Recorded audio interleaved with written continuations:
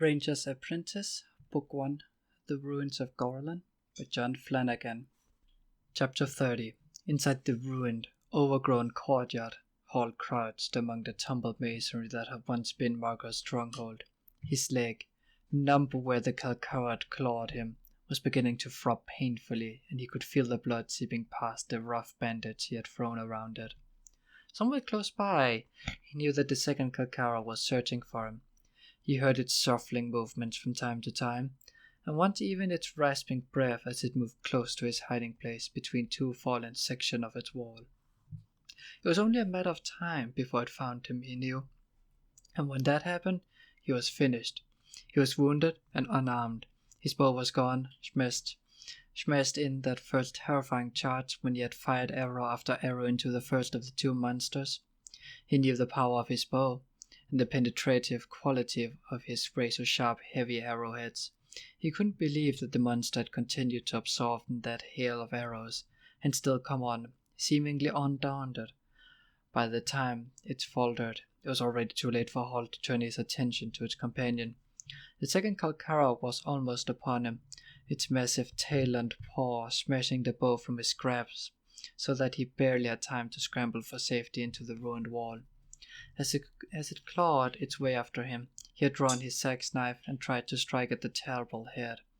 But the beast had been too fast for him, and a heavy knife merely glanced off one of its armored forearms.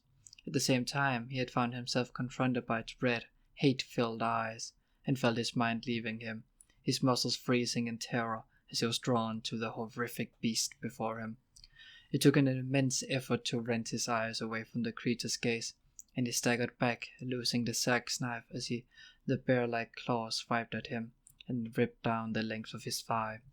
Then he had run, unarmed and bleeding, trusting to the maze-like confusion of the ruins to evade the monster behind him.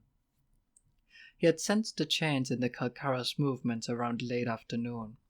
Their steady and previously undeviating path to the northeast suddenly changed as the two beasts abruptly separated, each turning through 90 degrees and moving in different directions into the forest that surrounded them. The trails up until then, so easy to follow, also showed signs of concealment, so that only a tracker as skilled as a ranger would have been able to follow them.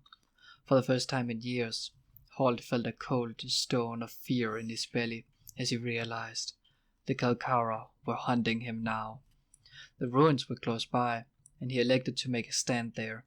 Rather than in the woods, he knew the kalkara would come after him once night fell, so he prepared as best he could, gathering deadfall from wood to form the bonfire. He even found a jar of cooking oil in the ruins of the kitchen. It was rancid and foul-smelling, but it was still burned. He poured it over the pile of wood and moved back to a spot where he could place the wall at his back. He had fashioned a supply of torches and kept them burning as darkness fell, and he waited for the implacable killers to come for him. He sensed them before he saw them. Then he made out the two shambling forms, darker patches against the darkness of the trees. They saw him immediately, of course. The flickering torch jammed into the wall behind him made sure of that. But they missed a pile of oil-soaked wood, and that was what he had been counting on. As they screamed their haunting cries, he tossed the burning torch into the pile, and the flames leaped up instantly, flaring yellow in the darkness. For a moment, the beasts hesitated. Fire was their one fear, but they saw the ranger was nowhere near the flames, and they came on, straight into the hail of arrows that Halt met them with. If they had another 100 meters to cover, he might have managed to stop them both. He still had over a dozen arrows in his quiver but time and distance were against him, and he had barely escaped with his life. Now he huddled beneath two pieces of masonry, formed an A-shaped refuge, hidden in the shallow indentation in the ground, his cloak concealing him as it had for years. His only hope now was that Will would arrive with Arald and Rodney. If he could evade the creature until help came, he might have a chance. He tried not to think of the other possibility, that Gillen would arrive before them, alone and armed only with his bow and sword. Now that he had seen the kalkara close up, Halt knew that one man had little chance of standing against it. If Gillen arrived before the knights, he and Halt would both die here. The creature was quartering the old courtyard now, like a hunting dog in search of game, adopting a methodical search pattern, back and forth examining every space, every cranny, every possible hiding place. This time, he knew, it would find him. His hand touched the hilt of his small throwing knife, the only weapon left to him. It would be a puny, almost useless defense, but it was all he had left. Then he heard it, the unmistakable heavy drumming of battle hooves. He looked up, watching the kalkara through a small gap between the rocks that concealed him. He had heard them too. It was standing erect, its face turned towards the sound outside the ruined walls. The horses stopped, and he heard the ringing scream of the mortally wounded kalkara outside as it challenged his new enemies. The hoofbeats rose again, gaining speed and momentum. Then there was a scream, and a gigantic red flash that towered for a moment into the sky. Dimly, Halt reasoned that the first kalkara must have been thrust into the fire. He began to inch back, wriggling out of his hiding place. Perhaps he could outflank the remaining kalkara, moving to the side and scaling the wall before it noticed him. The chances seemed good. Its attention was drawn now to whatever was happening outside. But even as he had thought, he realized it was no option. Though the kalkara had apparently forgotten him for the moment, it was moving stealthily toward the rumbled masonry that formed a rough stairway to the top of the wall. In a few more minutes, it would be in position to drop in on his unsuspecting friends on the other side, taking them by surprise. He had to stop it. Halt was clear of the hiding place now, the small knife sliding free of the sheath, almost of its own volition, as he ran across the courtyard, dodging and weaving among the scattered rumble. The kalkara heard him before he had gone half a dozen paces, as it turned back on him, terrifying in its silence as it loped, ape-like, to cut him off before he could warn his friends. Halt stopped, suddenly stuck still, eyes locked on the shambling figure coming at him. In another few meters, its hypnotist gaze would seize control of his mind. He felt the irresistible urge to look into those red eyes, growing stronger. Then he closed his own eyes, his brow furrowed in fierce concentration, and brought his knife, hand up, back and forward in one smooth, instinctive memory throw, seeing the target moving in his mind's eye, mentally aligning the throw in the spin of the knife to the point in space where knife and target would arrive simultaneously. Only a ranger could have made that throw, and only one of a handful of them. It took the kalkara in its right eye, and the beast screamed in pain and fury as it stopped to clutch the sudden lance of agony that began in its eye, and seared all the way to the pain sensors in its brain. Then Halt was running past the wall, scrambling up the rocks. Will saw him as a shadowy figure as he scrambled onto the top of the ruined wall. But shadowy or not, there was something unmistakable about it. "Halt!" he cried, pointing to him so that the two knights saw him as well. All three of them saw the ranger pause, look back and hesitate. Then the huge shape began to appear a few meters behind him, as the kalkara whose wound was painful, but nowhere near mortal, came after him. Baron Arald went to Riemann, then realizing that no horse could pick its way through the tumble of rocks and masonry beside the wall, he dragged his huge broadsword from its saddle, scrapped, and ran towards the ruins. "Get back, Will!" he shouted as he advanced, and Will nervously took back to the fringe of the trees. On the wall, Halt had heard this shout and saw Arald running forward. So Rodney was close behind him, a huge battle axe whirring in circles around his head. "Jump, Halt! Jump!" the Baron shouted, and Halt needed no further invitation. He leaped the 3 meters from the wall, rolling to break his fall as he landed. Then he was up on his feet, running awkwardly to meet the two knights as his wound in his leg reopened. Will watched, his heart in his mouth. As Halt ran toward the two knights, the kalkara hesitated for a moment. Then, screaming a blood-curdling challenge, it leaped after him. But whereas Halt had rolled to recover, the kalkara simply transformed the 3-meter drop into a huge bounding leap, its unbelievably powerful rear legs driving it up and forward, covering the ground between it and Halt in that one moment. The massive arm swung, catching Halt a glancing blow and sending him rolling forward unconscious. But the beast had no time to finish him off. As Baron Arald stepped up to meet it, the broadsword humming in a deadly arc for its neck. The kalkara was wickedly fast, and it struck the killing blow, then slammed its tailung into Arald's exposed back before he could recover from the stroke, then slashed the chainmail as if it were wool, and Arald grunted in pain and surprise as the force of the blow drove him to his knees. The broadsword failing from his hands, blood streaming from half a dozen deep scratches on his back.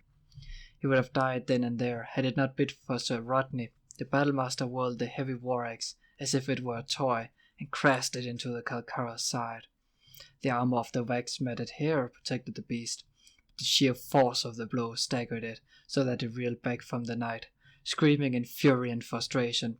Sir Rodney advanced, placing himself protectively between the kalkara and the prone figures of Halt and the Baron. His feet set, the axe drawing back for another crushing blow. And then, strangely, he let the weapon fall from his grasp and stood before the monster, totally at its mercy as the power of the kalkara's grace, not channeled through its one good eye, robbed him of his will and his ability to think. The kalkara screamed its victory to the night sky. Black blood streamed down its face. Never in its life had it felt such pain as these 3 puny men had inflicted on it, and now they would die for presuming to stand against it. But the primitive intelligence that drove it wanted its moment of triumph, and it screamed again and again over the 3 helpless men. Will watched horrified. A thought was forming.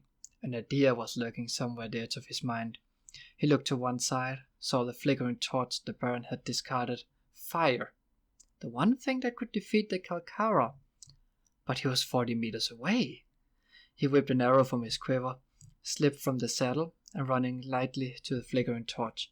A good supply of sticky melted pitch had run down the handle of the torch, and he quickly rolled the arrow in the soft, clinging stuff, forming a huge goblet of it on the arrow.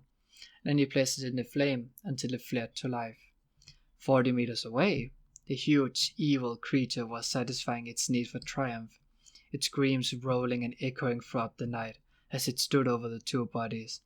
Halt unconscious, Baron Arald in days of pain, and Sir Rodney still stood frozen in place, hands dangling helplessly by his side as he waited for his death. Now the kalkara raised one massive taloned paw to strike him down, and all the knight could feel was the paralyzing terror of its gaze. Will brought the arrow back to a full draw, winced at the pain as the flames singed against his blow hand. He raised his aim, pointed a little to allow for the extra weight of the pitch. The arrow soared in a spark-trailing arc, and the wind of its passage subduing the flame to a mere coal. The kalkara saw it in the flash of light coming and turned to look, sealing its own fate as the arrow struck it square in its massive chest. It barely penetrating an inch into the hard scale like hair, but as the arrow came to a halt, the little flame flared up again. The bonding material in the hair around it caught, and the flame began to spread with incredible speed. Now the kalkara screamed, had terror in them as he felt the touch of fire, the one thing in life that it feared. The monster beat at the flames on its chest with its paws, but that served only to spread the fire to its arms. There was a sudden rush of red and flame, and in seconds the kalkara was engulfed, burning from head to toe, rushing blindly in circles in a vain attempt to escape. The screams were non-stop, piercing, reaching higher and higher into the scale of agony that the mind could barely comprehend. As the rush of flames grew fiercer with each second, and then the screaming stopped, and the creature was dead. Chapter 31. The inn at Winsley Village was full of music and laughter and noise. Will sat at a table with Horace, Alice and Jenny, while the innkeeper plied them with a succulent dinner of roast goose and farm-fresh vegetables, followed by a delicious blueberry pie, whose flaky pastry won even Jenny's approval. It had been Horace's idea to celebrate Will's return to Castle Redmond with a feast. The 2 girls had agreed immediately, eager for a break in their day-to-day lives, which now seemed rather humdrum compared to the events that Will has been part of. Naturally, word of the battle with the kalkara had gone around the village like wildfire. An appropriate smile, Will thought as it occurred to him, as he entered the inn with his friends that evening. An expectant hush had fallen over the room, and every eye had turned towards him. He was grateful for the deep cowl on his cloak, which concealed his rapidly reddening features. His 3 companions sensed his embarrassment. Jenny, as ever, was the quickest to react, and to break the silence that filled the inn. "Come on, you solemn lad," she cried to the musicians by the fireplace. "Let's have some music in here, and some chatter if you please. she added the second suggestion with a meaningful glaze at the other occupants in the room. The musicians took their cue from her. Jenny was a difficult person to refuse. They quickly struck up a popular local folk tune, and the sound filled the room. The other villagers gradually realized that their attention was making Will uncomfortable. They remembered their manners and began talking among themselves again, only occasionally casting a glance his way, marveling that one so apparently young could have been part of such momentous events. The 4 former wardmates took their seats at a table at the back of the room where they could talk without interruptions. George sent his apologies, Alice said as they took their seats. He's snowed under with paperwork. The entire scribe school is working day and night. Will noticed his understanding. The impending war with Morgarath and the need to mobilize troops and call in old alliances must have created a mountain of paperwork. So much had happened in the 10 days since the battle with the Kalkara. Making camp by the ruins, Rodney and Will had attended to the wounds of Baron Arald and Halt, finally setting the 2 men into a restful sleep.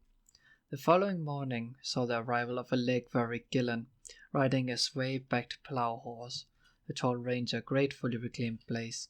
Then, after being reassured that his former master was in no danger, he set off almost immediately for his own fief, after Will promised to return the plough horse to its owner.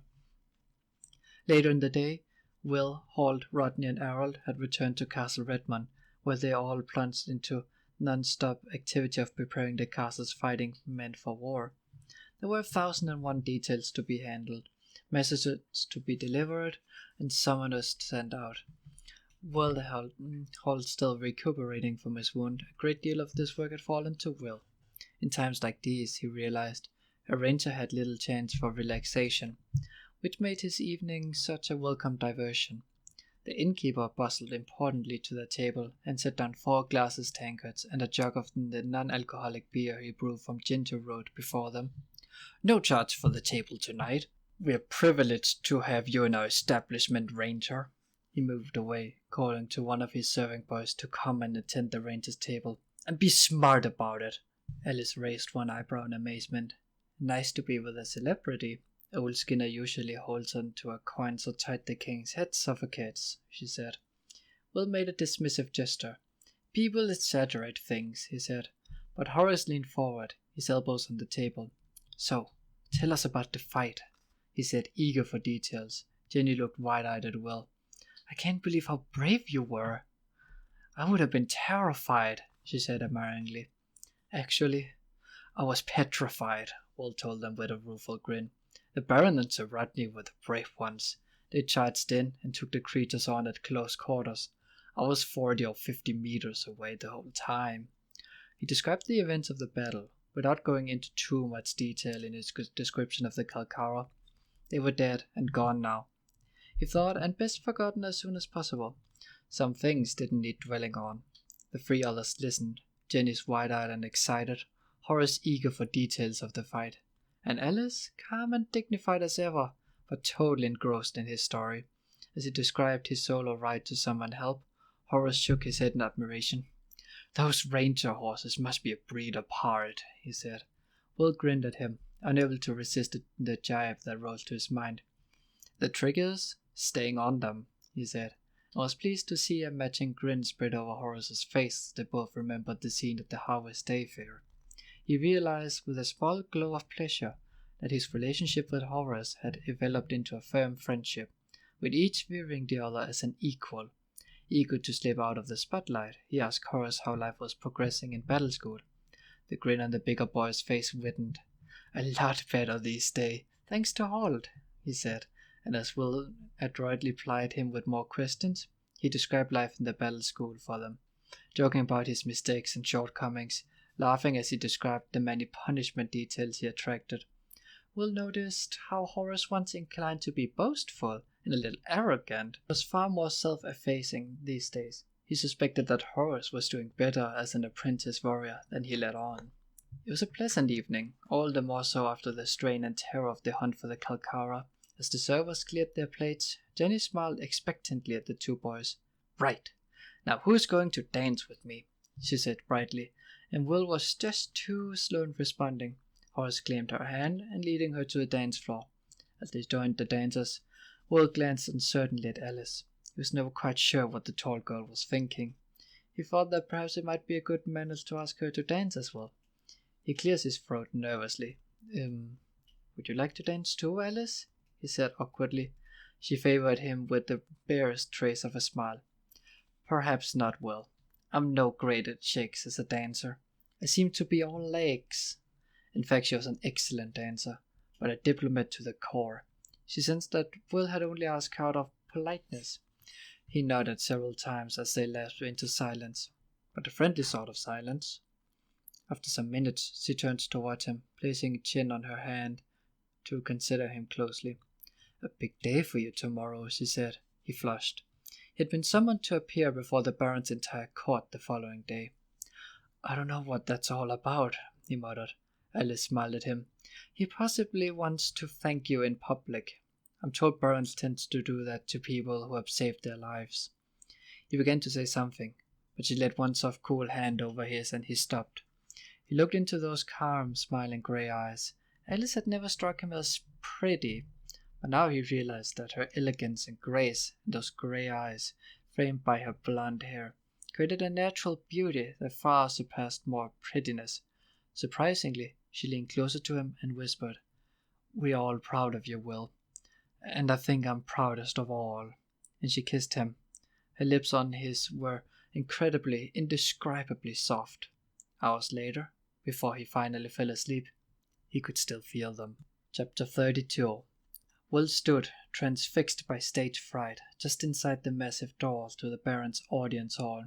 The building itself was enormous. It was the main room of the castle, the room where the Baron conducted all his official business with the members of his court. The ceiling seemed to stretch upwards forever. Shafts of light poured down into the room from window sets high in the massive walls. At the far end of the room, seeming to be kilometers away, the Baron sat, wearing his finest robes on a raised throne-like chair.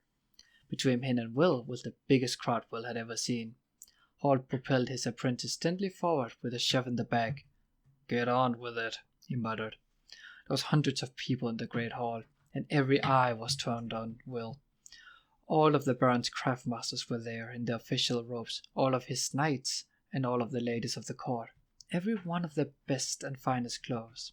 Further down the hall were the men-at-arms from the Baron's army, the other apprentices, and the trademasters from the village. He saw a flood of color as Dennis, uninhibited as ever, waved a scarf at him. Alice, standing beside her, was a little more discreet. She unobtrusively kissed her fingertips to him. He stood awkwardly, shifting his weight from one foot to another. He wished that Halt had let him wear his ranger's cloak, so he could blend into the background and disappear. Halt shawled him again. "Get a move on," he hissed. Will turned to him. "Aren't you coming with me?" he asked. Halt shook his head. "Not invited. Now get going." He shoved him once more, then limped, favoring his injured leg, to a seat. Finally realizing he had no other course to follow, Will began to walk down the long aisle. He heard the muttering voices as he went, heard his name being whispered from one mouth to another, and then the clapping started. It began with one knight's lady and rapidly spread throughout the entire hall as everyone joined in. It was deafening, a thundering, echoing roar of applause that continued until he reached the foot of the Baron's chair. As Halt had instructed him, he dropped to one knee and bowed his head forward. The Baron stood up and raised his hand for silence, and the clapping died away to echoes. "Stand up, Will," he said softly, and reached out a hand to help the boy to his feet. The dazed Will obeyed. The Baron rested a hand on his shoulder and turned to face the huge throng among them. His deep voice carried effortlessly to the furthest corner of the hall when he spoke. "This is Will, apprentice to the Ranger Halt of this fiefdom. See him now, and know him, all of you. He has proven his fidelity, courage, and initiative to this fief and the kingdom of Arald." There was a murmur of appreciation from the people watching. Then the clapping began again, this time accompanied by cheering. Will realized the cheers had begun in the section of the crowd where the battle school apprentice warrior stood. He could make out Horace's grinning face leading the chorus. The Baron held up a hand for silence, wincing as the movement brought pain to his cracked ribs and the careful bandaged and sutured gashes on his back. The cheering and claps slowly died away. "Well," he said in a voice that echoed to the furthest corner of the massive room, "I owe you my life. There can be no thanks adequate for that. However, it is in my power to grant you a wish that you once made of me." Will looked up at him, frowning. "A wish, sir?" he said, more than a little puzzled by the Baron's words. The Baron nodded. "I made a mistake, Will. You asked me if you could train as a warrior. It was your wish to become one of my knights, and I refused you. Now I can rectify that mistake. It would do me honor to have one so brave and resourceful as one of my knights. Say the word now, and you may have my permission to transfer to the battle school as one of Sir Rodney's apprentices." Will's heart pounded in his ribs. He thought how all his life he had yearned to be a knight. He remembered his deep and bitter disappointment on the day of the choosing, when Sir Rodney and the Baron had refused his request. Sir Rodney stepped forward, and the Baron gestured for him to speak. "My lord," said the battlemaster, "it was I who refused this boy as my apprentice. As you know, now I want all here to know that I was wrong to do so. I, my knights, and my apprentices all agree that there could be no worthy member of the battle school other than Will." There was a great roar of approval from the assembled knights and apprentices warriors. With a slithering clash of steel, they unsheathed their swords and clashed them together above their heads, shouting Will's name. Again, Horace was one of the first to do so, and the last to stop. Gradually the tumult died down, and the knights resheathed their swords, at a sign from Baron Arald. 2 pages stepped forward, bearing with them a sword and a beautifully enameled shield, which they laid at Will's feet. The shield was painted with a representation of a fierce boar's head. "This will be your coat of arms when you graduate, Will," said the Baron gently, "to remind the world of the first time we learned of your courage and the loyalty to a comrade." The boy went down on one knee and touched the smooth, enameled surface of the shield. He drew the sword slowly and reverently from its scabbard. It was a beautiful weapon, a masterpiece of the swordsmith's art. The blade was razor keen and slightly blued. The hilt and crossfeet were inlaid with gold, and the boar's head symbol was repeated on the pommel. The sword itself seemed to have a life of its own. Perfectly balanced, it seemed too light as a feather in its grasp. He glanced from the beautiful jeweled sword to the plain leather grip of the ranger's knife. "There are knight's weapons, Will," the Baron urged, "but you've proved over and over again that you're worthy of them. Just say the word, they're yours." Will slid the sword back into his scabbard and stood slowly up. He was everything he had ever wished for. And yet, he thought of the long days in the forest with Halt, the fierce satisfaction that he felt when one of his arrows struck home exactly where he had aimed it, exactly as he had seen in his mind before releasing it. He thought of the hours spent learning to track animals and men, learning the art of concealment. He thought of Tuck, of the pony's courage and devotion. And he thought of the sheer pleasure that came when he heard Halt's simple, "Well done," as he completed the task to his satisfaction.